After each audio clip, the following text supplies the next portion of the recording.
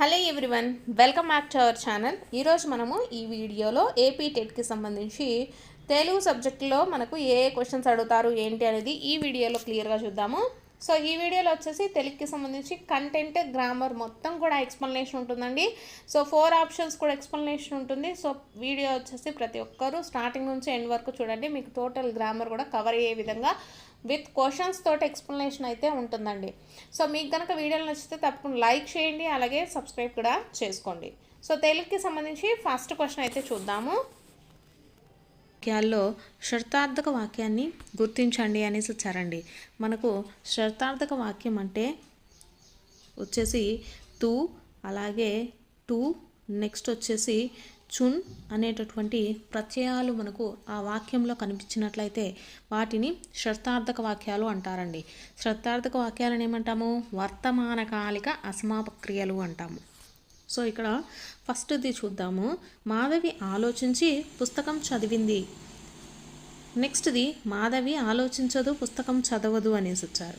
Next Madhavi ఆలోచిస్తూ, తూ అంటే మనకు తూ అనేటటువంటి ప్రత్యయం ఇక్కడ ఉంది కాబట్టి సో ఆప్షన్ 3 వచ్చేసి రైట్ ఆన్సర్ అవుతుందండి.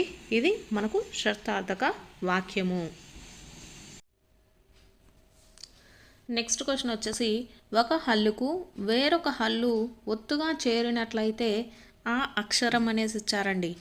ఆప్షన్స్ ద్విత్వాక్షరం, సంయుక్తాక్షరం, అల్ప ప్రాణాక్షరం, అధిక ప్రాణాక్షరం అనేసి ఇచ్చారు. ఒక హల్లుకు వేరొక హల్లు ఒత్తుగా చేరినట్లయితే అంటే లాకొచ్చేసి రావత్తు కానీ ఇలా ఒక హల్లునకు వేరొక హల్లు వచ్చేసి మనకు ఒత్తుగా చేరినట్లయితే దాన్ని ఏమంటామండి? సంయుక్తాక్షరం అంటాము. ఒక హల్లుకు అదే హల్లు ఒత్తుగా చేరితే దాన్ని ద్విత్వాక్షరం అనేసి చెప్తాము. నెక్స్ట్ క్వశ్చన్, ఆయుధ పూజను ఈ పండగ రోజు నిర్వహిస్తారు అనేసి ఇచ్చారండి. ఆయుధ పూజను మనము ఎప్పుడు నిర్వహిస్తాము? విజయదశమి రోజున నిర్వహిస్తారండి. Option 1 is the right answer. Next question, దొంగతనమును వదిలిపెట్టమని పోలీసుల కాళ్ళవేళ్ళ పడ్డాడు. ఈ వాక్యంలో కాళ్ళవేళ్ళ పడు జాతీయానికి అర్థం అడుగుతున్నారండి. ఆప్షన్స్ ఫస్ట్ది భయపెట్టడం అనేసి ఇచ్చారు, కాదు. అడ్డు పెట్టుట అనేసి ఇచ్చారు. ఆప్షన్ 3 బతిమలాడడం అనేసి ఇచ్చారు.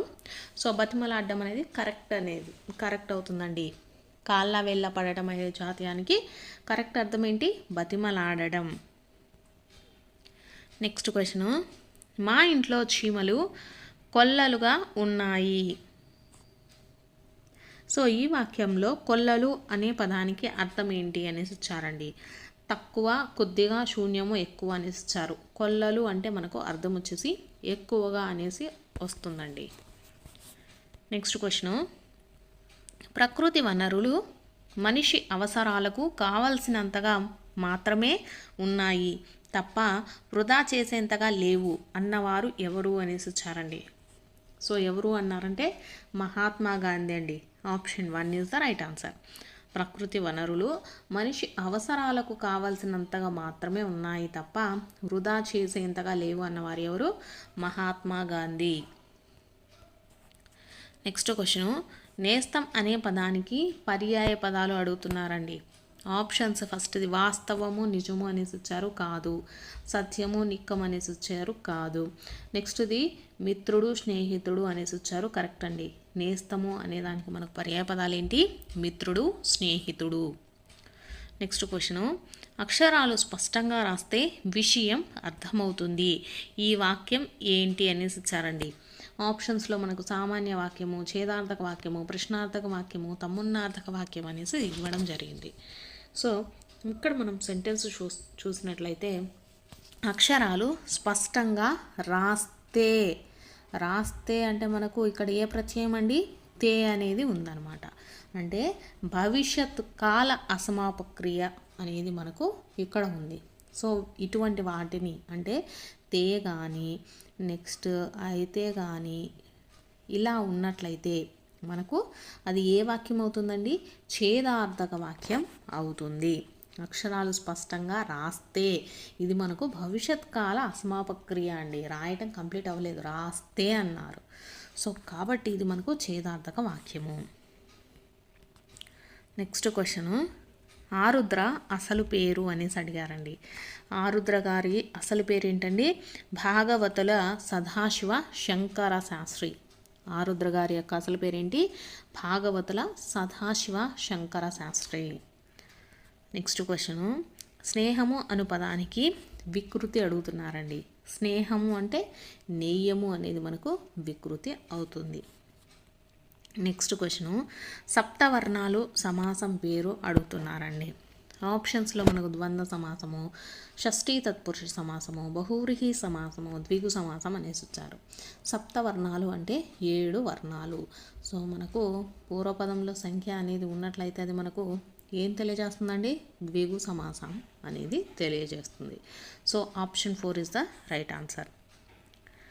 నెక్స్ట్ క్వశ్చను, అద్రి నది మహీజ లతికావలి. ఈ వాక్యంలో మహీజము అనగా అర్థం ఏంటి అనేసి వచ్చారండి. ఆప్షన్స్ ఫస్ట్ది, ధనవంతుల ఎడ ఉండున్నది డబ్బు, అన్నాదులను దొంగలించున్నది ఎలుక. కరెక్ట్. సో భూమి నుంచి పుట్టినది చెట్టు, ఆకాశంలో సంచరించేది గ్రద్ద అనేసి వచ్చారండి. సో ఇక్కడ మహీజము అంటే మనకు ఫస్ట్ అర్థం ఏమొస్తుందండి? చెట్టు అనమాట. సో కాబట్టి భూమి నుంచి పుట్టినది చెట్టు. సో ఇది మనకు కరెక్ట్ అండి. నెక్స్ట్ క్వశ్చను, మాతృణం పదాన్ని విడదీయగా వచ్చిన రూపం ఏది అనేసి మనకు ఇవ్వడం జరిగిందండి. సో ఇక్కడ మాతృ ప్లస్ రుణం మాతృణం. సో మనకు ఆప్షన్ 4 వచ్చేసి కరెక్ట్ అవుతుందండి. మాతృణము అంటే మాతృ ప్లస్ రుణం మాతృణం. ఏ సంధి అవుతుందండి? ఇది సవర్ణ దీర్ఘ సంధి అవుతుంది. మాతృ ప్లస్ రుణం మాతృణం. ఇక్కడ మనకు రూకు మళ్ళీ రూనే మనకు ఏకాదేశంగా వచ్చిందండి. సో కాబట్టి ఏమవుతుంది? ఇది సవర్ణ దీర్ఘ సంధి. నెక్స్ట్ క్వశ్చను, జానపద కళారూపాలలో ఎంతో ప్రాచుర్యం పొందినది ఏది అనేసి వచ్చారండి. ప్రబంధము, నాటకము, బుర్రకథలు, వేదాలు అనేసి వచ్చారు.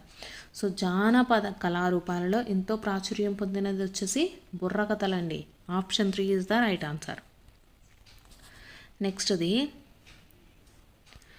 నియత తపమును నింద్రియ నిగ్రహంబు, భూరి విద్యయు శాంతికి కారణములు, వాటి అన్నిటికంటే మేలైన శాంతి కారణము లోభముడు గుట కౌరవేంద్ర అనేసి ఇచ్చారు. సో ఇక్కడ మనకు నియత తపమును అంటే నియమం గల తపస్సు, అలాగే నింద్రియ నిగ్రహము అంటే ఇంద్రియాల నిగ్రహము, నెక్స్ట్ భూరి విద్యయు అంటే మంచి విద్య. ఇవన్నీ కూడా దేనికి కారణాలు అవుతాయి? శాంతికి కారణాలు అవుతాయండి. వాటన్నిటికంటే మేలైన శాంతికి కారణం ఏంటి అంటే లోభముడు అవుట కౌరవేంద్ర అనేసి ఇచ్చారు. లోభము అంటే పిసినారితనంగా లేకుండా ఉండటం అనేది మనకు మంచి శాంతిని కలగజేస్తుంది అనేసి ఇచ్చారండి. సో ఇక్కడ క్వశ్చన్ ఏంటి? నియమం గల తపస్సు, ఇంద్రియ నిగ్రహము, మంచి విద్య అనునవి దేనికి కారణాలు అనేసి ఇచ్చారండి. సో ఇక్కడ మీకు పద్యాన్ని చూసినట్లయితే ఇక్కడ నియత తపము, అలాగే ఇంద్రియ నిగ్రహంబు, భూరి విద్యయు దేనికి కారణములండి? శాంతికి కారణాలు. సో కరెక్ట్ ఆన్సర్ ఏమవుతుందండి? ఆప్షన్ 2. నెక్స్ట్ క్వశ్చన్ చూద్దాము. శాంతి కలగాలంటే అణుచుకోవలసినది ఏది అనేసి ఇచ్చారండి. ఆప్షన్స్ లోభగుణము, భూరి విద్య, నియత తపము, కారణం అనేసి ఇచ్చారు. మనకు శాంతి కలగాలి అంటే అణుచుకోవాల్సింది ఏంటంటే లోభగుణము అండి. నెక్స్ట్ మనకు మెథడాలజీకి సంబంధించిన క్వశ్చన్స్ అయితే చూద్దాము. అభ్యాసనం ఆకర్షణీయంగా మారడానికి ఉపయోగపడేవి ఏవి అనేసి ఇచ్చారండి. బోధనోపకరణాలు, పరీక్షలు, నికషలు, వివృత లక్ష్యాలు అనేసి ఇచ్చారు. మనకు బోధన ఆకర్షణీయంగా మారాలంటే మనము వేటిని యూజ్ చేయాలి? బోధనోపకరణాలను వాడాలండి. Option 1 is correct. నెక్స్ట్, శ్రోతలు అనుసరించలేనంత వేగంగా మాట్లాడటం ఏంటి అనేసి ఇచ్చారు. ఆప్షన్స్ ఫస్ట్ది సమస్వర రాహిత్యము, ఆప్షన్ 2 సమవేగ రాహిత్యము, ఆప్షన్ 3 వేగోచ్చారణ, ఆప్షన్ 4 తాళవీకరణ అనేసి ఇచ్చారు. సో ఇక్కడ చూసుకున్నట్లయితే మనకు సమస్వర రాహిత్యం అండి. సమస్వర రాహిత్యం అంటే మాట్లాడేటప్పుడు మొదటగా ఏంటంటే వీళ్ళు బాగా వినపడేటట్లు ప్రారంభించినప్పటికీ చివరకు పోయే కొద్దీ వచ్చేసి శ్రోతలకు వినపడకుండా స్వరాన్ని తగ్గించి మాట్లాడుతూ ఉంటారు. అంటే ఫస్ట్ స్టార్టింగ్ గట్టిగా మాట్లాడి తర్వాత చిన్నగా మాట్లాడుతూ అసలు మాట్లాడేది అర్థం కాకుండా మాట్లాడితే దాన్ని సమస్వర రాహిత్యం అంటారండి. నెక్స్ట్ సమవేగ రాహిత్యం అనేసి వచ్చారు. సమవేగ రాహిత్యం అంటే ఏంటంటే మాట్లాడేటప్పుడు మొదట నెమ్మదిగా మొదలుపెట్టి కొంచెం సేపు అయిన తర్వాత ఏంటంటే ఫాస్ట్గా చెప్పేస్తూ ఉంటారనమాట. ఫాస్ట్గా చెప్పడం వల్ల ఏంటి మనకు మధ్యలో వినిపించకుండా అలా అస్పష్టంగా అర్థమవక అలా ఉంటాయన్నమాట. దాన్ని సమవేగ రాహిత్యం అంటారండి. నెక్స్ట్ వేగోచ్చారణ అంటే ఏంటంటే వీళ్ళు భయంతో మాట్లాడేటటువంటి వాళ్ళను ఎగ్జాంపుల్గా మనము వేగోచ్చారణ కింద తీసుకుంటాం. అంటే మనకు భయం ఉన్నప్పుడు, అంటే వాళ్ళు మాట్లాడే విషయం పైన సరైన అవగాహన కానీ ఆత్మవిశ్వాసం కానీ లేనప్పుడు ఏంటంటే మనకంటూ ఒక భయం అనేది వస్తుంది. మనం మాట్లాడే మాటలన్నీ తడబడుతూ ఉంటాయండి. సో అటువంటి దాన్ని వేగోచ్చారణ అంటారు. అంటే వాళ్ళు ఏంటంటే భయంతో ఎట్లా పడితే అట్లా ఫాస్ట్గా చెప్పేస్తూ ఉంటారు. అవి మనకు వినే వాళ్ళకి ఏంటంటే స్పష్టంగా వినిపించవన్నమాట. సో అటువంటివి శ్రోతలు స్పష్టంగా అనుసరించలేనంత వేగంగా మాట్లాడడమే వేగోచ్చారణ. అంటే శ్రోతలు అనుసరించలేనంతగా వేగంగా మాట్లాడడం, అంటే వాళ్ళు అర్థం చేసుకునే సరిగ్గా వాళ్ళు వేగంగా ఇంకొకటి కూడా చెప్పేసి ఉంటారనమాట. సో దాన్ని వేగోచ్చారణ అంటాము. నెక్స్ట్ తాళవ్యకరణ అనేది ఏం లేదండి. సో ఆప్షన్స్ కోసం ఇక్కడైతే వాడడం జరిగింది. ఇవన్నీ కూడా మనకు ఉచ్చారణ దోషాలండి.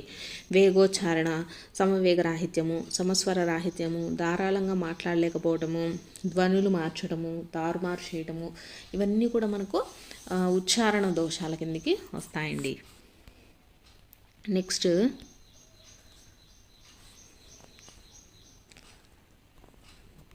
మనస్సులోని భావ పరంపరను ఏ పదాల ద్వారా ఏ వాక్యాల ద్వారా ఎదుటివారికి అందిస్తామో ఆ పదాలే ఆ వాక్యాలే భాష అన్నవారు ఎవరు అనేసి వచ్చారండి.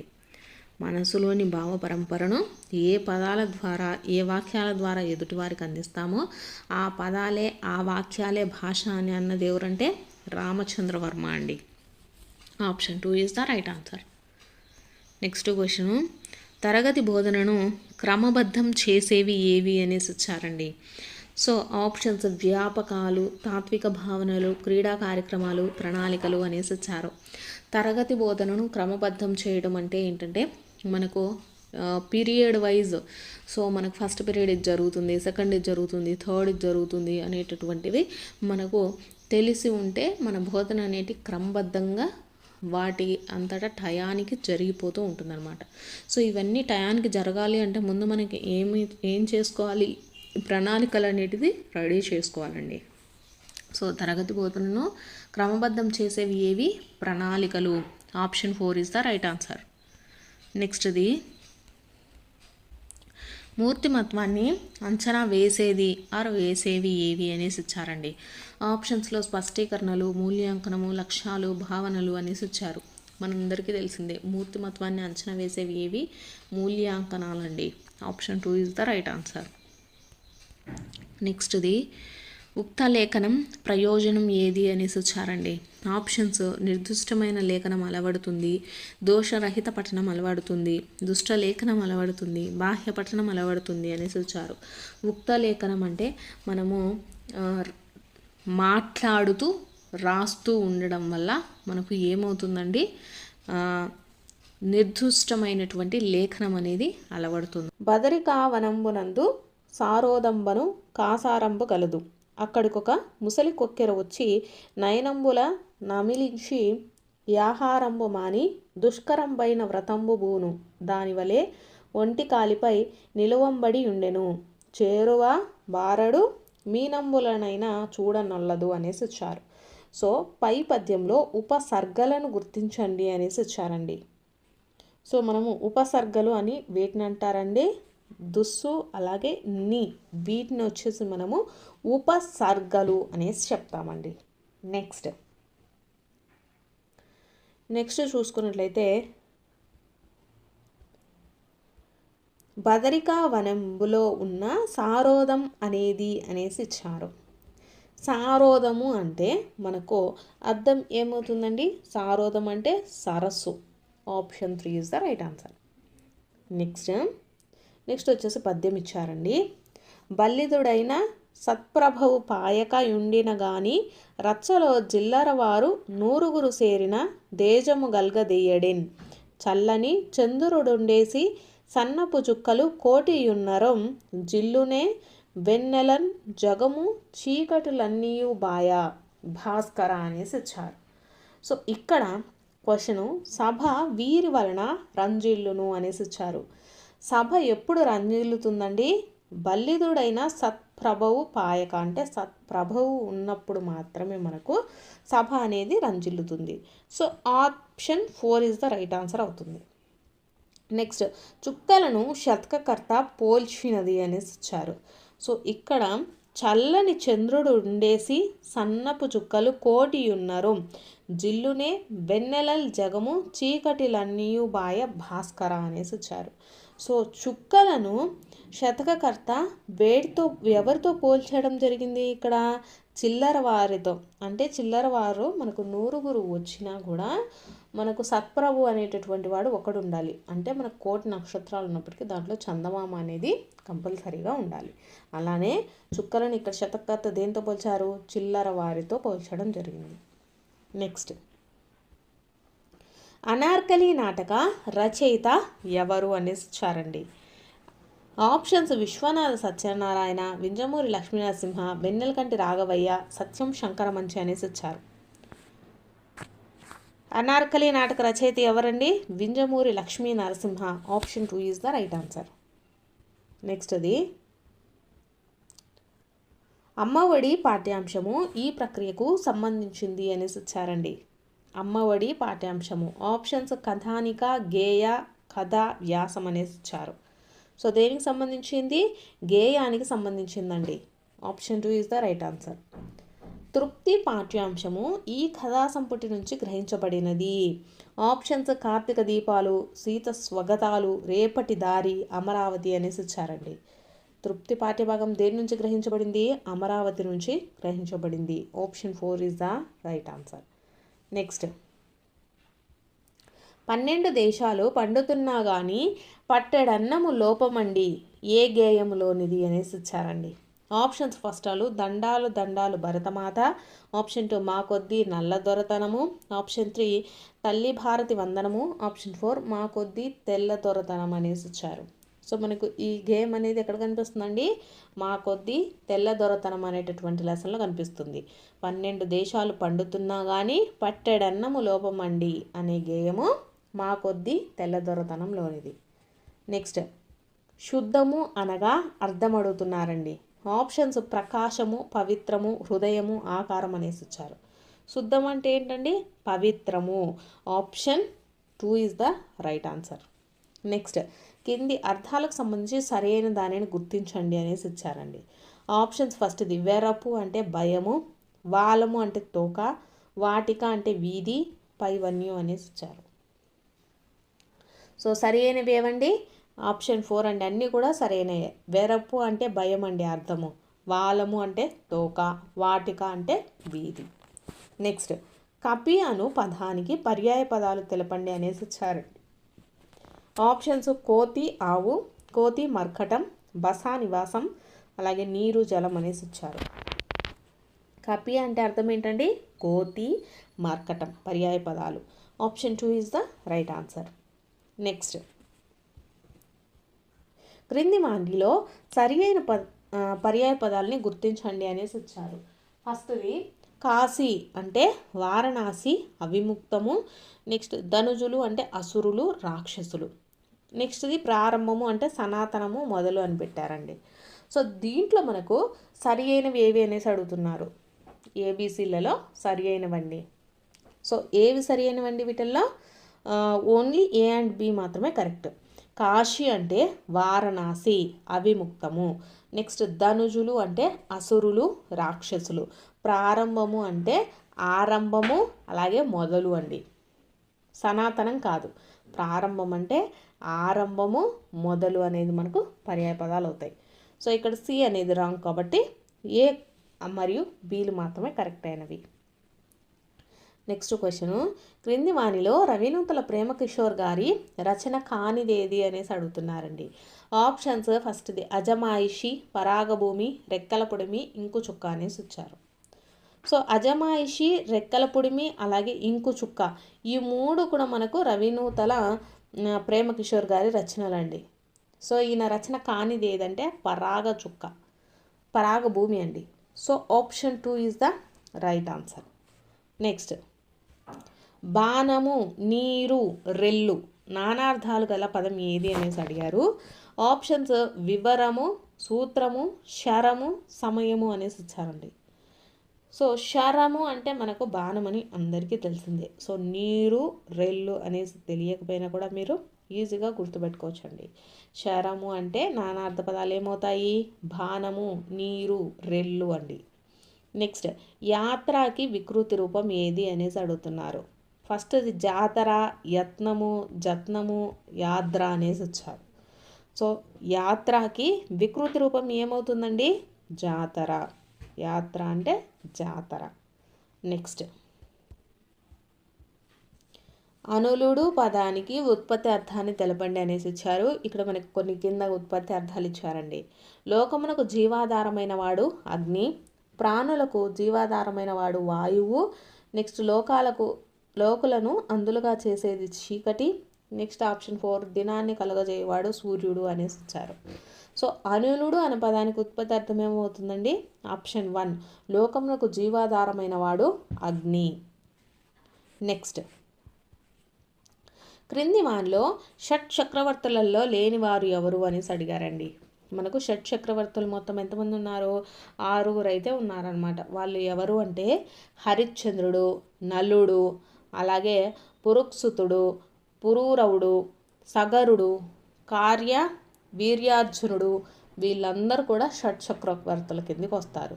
సో రానిది ఎవరు అంటే త్రిశంకుడు అండి. త్రిశంకుడు అనేటటువంటి అతను రారు. షట్ చక్రవర్తులు అంటే ఎవరెవరు వస్తారు? హరిశ్చంద్రుడు, నలుడు, పురుక్సుతుడు, పురూరవుడు, సగరుడు, కార్య వీర్జానుడు వీళ్ళందరూ కూడా మనకు షట్ చక్రవర్తులండి. నెక్స్ట్, క్రింది వానిలో సామెతను గుర్తించండి అనేసి ఇచ్చారండి. ఆప్షన్స్ ఫస్ట్ది కొండను త్రవి ఎలుకను పట్టినట్లు, ఆప్షన్ 2 కీలిరిగి వాత పెట్టినట్టు, ఆప్షన్ 3 చదివేస్తే ఉన్నమతి పోయినట్టు, ఆప్షన్ 4 పైవన్నీ అనేసి ఇచ్చారండి. సో వీటిల్లో మనకు సామెత ఏమవుతుందండి? ఈ ఇచ్చినటువంటి 4 కూడా సామెతలే. So option 4 is the right answer. Next question, అగస్త్యుడు పదంలోని స్థ్యూ యొక్క అక్షర క్రమాన్ని తెలపండి అనేసి వచ్చారండి. స్థ్యూ అంటే మీరు పలకడంలోనే స్, త, అలాగే ఈ, ఉ అనేటటువంటి ఉన్నాయి. స్థ్యూ, స్, త్యూ అంటాం కదా. స్థ్యూ అంటే ఇక్కడ త, ఈ, ఉ ఇవన్నీ కూడా ఉంటాయి కాబట్టి option 1 is the right answer. Next question, Trijata ఏం మాట్లాడుతుంది? ఇది ఏ రకమైన వాక్యం అనేసి అడిగారండి. సందేహార్థక వాక్యము, ప్రశ్నార్థక వాక్యము, విద్యార్థక వాక్యం, నిషేధార్థక వాక్యం అడిగారు. సో ఇక్కడ ఈమె త్రిజట ఏం మాట్లాడుతుంది అనేసి అడుగుతుంది. సో ఇది మనకు ప్రశ్న అనేది వేయడం జరుగుతుంది కాబట్టి ఇదేంటిదండి? ప్రశ్నార్థక వాక్యము. Option 2 is the right answer. Next, సూర్యాత్మజ పదానికి సరి అయిన అర్థాన్ని తెలపండి అనేసి ఇచ్చారండి. సో యమునా నది, అగ్నిదేవుడు, రాఘవుడు ఏది కాదు అనేసి ఇచ్చారు. సూర్యాత్మజ అంటే మనకు అర్థము యమునా నది అండి. యమునా నది. Option 1 is the right answer. నెక్స్ట్ది వంటాముదము పదాన్ని విడదీయండి అనేసి ఇచ్చారండి. వంటాముదము పదాన్ని విడదీస్తే ఏమవుతుందండి? వంట ప్లస్ ఆముదము, వంటాముదము అవుతుంది. సో ఇది ఎక్కడుందండి? ఆప్షన్ 2లో ఉంది. So option 2 is the right answer. Next question,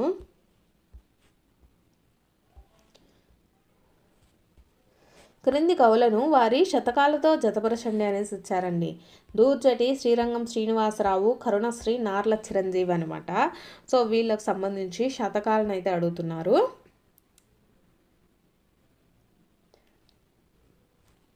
so first Dhurjati వచ్చేసి శ్రీకాళహస్తీశ్వర శతకం అండి. దూర్జటి శ్రీకాళహస్తీశ్వర శతకం. నెక్స్ట్ శ్రీరంగం శ్రీనివాసరావు గారు వచ్చేసి సిరిసిరి మువ్వ శతకం అండి. కరుణశ్రీ వచ్చేసి మనకు తెలుగు బాల శతకం. నార్ల చిరంజీవి వచ్చేసి మనకు తెలుగు పూల శతకం వచ్చేసి నార్ల చిరంజీవి అండి. దూర్జటి వచ్చేసి శ్రీకాళహస్తీశ్వర శతకము. శ్రీరంగం శ్రీనివాసరావు వచ్చేసి సిరిసిరి మువ్వ శతకం. కరుణశ్రీ వచ్చేసి తెలుగు బాల శతకం అండి. నార్ల చిరంజీవి వచ్చేసి తెలుగు పూల శతకం అనమాట. సో ఇక్కడ ఆప్షన్స్ చూసుకున్నట్లయితే ఫస్ట్ ఆప్షన్ వచ్చేసి రైట్ ఆన్సర్ అండి. నెక్స్ట్ అర్థవంతమైన రెండు పదాలు కలిసి ఒకే పదంగా ఏర్పడడాన్ని డాష్ అంటారు అనేసి వచ్చారండి. ఆప్షన్స్ సంధి, సమాసము, వాక్యము ఏది కాదు అనేసి వచ్చారు. అర్థవంతమైన రెండు పదాలు కలిసి ఒకే పదంగా ఏర్పడితే దాన్ని ఏమంటారండి? సమాసము అంటాము. సమాసం. Option 1, option 2 is the right answer. Next విక్రమసేనుడు తన ప్రజలను కన్న బిడ్డల్లా చూసుకునేవాడు. ఇందులో గల అలంకారం గుర్తించండి అనేసి ఇచ్చారు. కింద ఆప్షన్స్ వృత్యానుప్రాస, ఉపమాలంకారము, అతిశయోక్త అలంకారము, రూపకాలంకారం అనేసి ఇచ్చారండి. సో ఇక్కడ విక్రమసేనుడు ఏం చేశాడు? తన ప్రజలను కన్న బిడ్డలలాగా చూసుకున్నాడు. అంటే మనకి ఇది ఏమవుతుందండి? ఉపమా అలంకారము అవుతుంది. Option 2 is the right answer. Next క్రింది వాటిలో సంయుక్తాక్షర పదం కానిది ఏది అనేసి అడిగారండి. ఆప్షన్స్ ఫస్ట్ కప్పమ్మ పెళ్ళి, భత్యాలు, స్వర్గాదినాథుడు, దొర్లించడం అనేసి ఇచ్చారు. సో దీంట్లో సంయుక్తాక్షర పదం కానిది వచ్చేసి కప్పమ్మ పెళ్ళి అండి. ఆప్షన్ 1. ఎందుకంటే ఇది మనకు ద్విత్వాక్షర పదాలు ఇవన్నీ. అంటే ఒక హల్లునకు అదే హల్లు ఒత్తుగా చేరితే దాన్ని ద్విత్వాక్షరం అంటారు. అంటే పాకి పానే ఉంది, మాకి మానే ఉంది, లాకి లానే ఉంది. కాబట్టి ఇవి ఏమవుతాయండి? ద్విత్వాక్షర పదాలు అవుతాయన్నమాట. సంయుక్తాక్షరం అంటే ఏంటంటే ఒక హల్లునకు వేరొక హల్లు ఒత్తుగా వచ్చి చేరితే దాన్ని సంయుక్తాక్షరం అనేసి చెప్తాము. ఇక్కడ భత్యాలు కానివ్వండి, స్వర్గాదినాథుడు, దొర్లించడము ఇవన్నీ కూడా మనకు సంయుక్తాక్షర పదాలు. నెక్స్ట్ అసమాపక క్రియలు లేకుండా ఒక సమాపక క్రియతో ముగిస్తే వాక్యాన్ని డాష్ అంటారు అనేసి ఇచ్చారండి. ఆప్షన్స్ ఫస్ట్ సామాన్య వాక్యము, సంశ్లిష్ట వాక్యము, సంయుక్త వాక్యము ఏది లేదు అనేసి వచ్చారు. సో అసమాపక క్రియలు లేకుండా ఓన్లీ ఒక సమాపక క్రియతో ముగిస్తే దాన్ని మనం ఏమంటామండి? సామాన్య వాక్యము అనేసి చెప్తాము. అలాగే సంశ్లిష్ట వాక్యం అంటే ఎలా ఉంటుంది? ఒక సమాపక క్రియ కలిగి ఉండి అలాగే ఒకటి లేదా అంతకన్నా ఎక్కువ అసమాపక క్రియలు ఉంటాయండి సంశ్లిష్ట వాక్యంలో. అలా ఉన్నట్లయితే దాన్ని మనము సంశ్లిష్ట వాక్యం అంటాము. ఒక సమాపక క్రియ ఉండి ఒకటి లేదా అంతకన్నా ఎక్కువ అసమాపక క్రియలు కూడా కలిగి ఉంటే దాన్ని సంశ్లిష్ట వాక్యం అంటారు. అంటే ఫర్ ఎగ్జాంపుల్ వచ్చేసి ఆవులు గట్లు ఎక్కి గడ్డి మేసాయి. దీంట్లో ఏంటి? మనకు సమాపక క్రియలు ఎక్కువగా ఉన్నాయన్నమాట. ఎక్కి గడ్డి మేసాయి. సో కాబట్టి అటువంటి వాటిని మనము సంశ్లిష్ట వాక్యంగా చెప్తాము. నెక్స్ట్ సంయుక్త వాక్యం అంటే ఏంటంటే సమప్రాధాన్యం కలిగి ఉండేటటువంటి వాక్యాలను కలపడం ద్వారా ఏర్పడే వాక్యాలను వచ్చేసి సంయుక్త వాక్యం అంటాము. అంటే రెండు సమప్రాధాన్యం కలిగి ఉన్నటువంటి రెండు వాక్యాలను కలిపితే, అంటే వనజ చురుకైనది, వనజ అందమైనది అనేసి చెప్తాం కదా. సో అటువంటి వాక్యాలను కలిపి మనం ఒకే వాక్యంగా రాయగలిగితే దాన్ని సంయుక్త వాక్యం అనేసి చెప్తామండి. ఇక్కడ ఏమడిగారు? అసమాపక క్రియలు లేకుండా ఒక సమాపక క్రియతోనే ముగిస్తే దాన్ని సామాన్య వాక్యం అంటాము. ఒక సమాపక క్రియ నుండి ఎక్కువ అసమాపక క్రియలు ఉంటే దాన్ని సంశ్లిష్ట వాక్యం అంటాము. రెండు సమప్రాధాన్యం కలిగి ఉన్న వాక్యాలను వచ్చేసి ఒక సంయుక్త వాక్యంగా రాయగలిగితే దాన్ని సంయుక్త వాక్యం అంటాము. నెక్స్ట్ సమాచారాన్ని లేదా వివాదాస్పద అంశాన్ని అందరికీ తెలియజేయడమే ప్రధాన ఉద్దేశంగా కలిగినది ఏది అనేసి అడుగుతున్నారండి. ఆప్షన్స్ ఫస్ట్ది ప్రకటన, ఆలోచన, కరపత్రము, చరవాణి అనేసి ఇచ్చారు.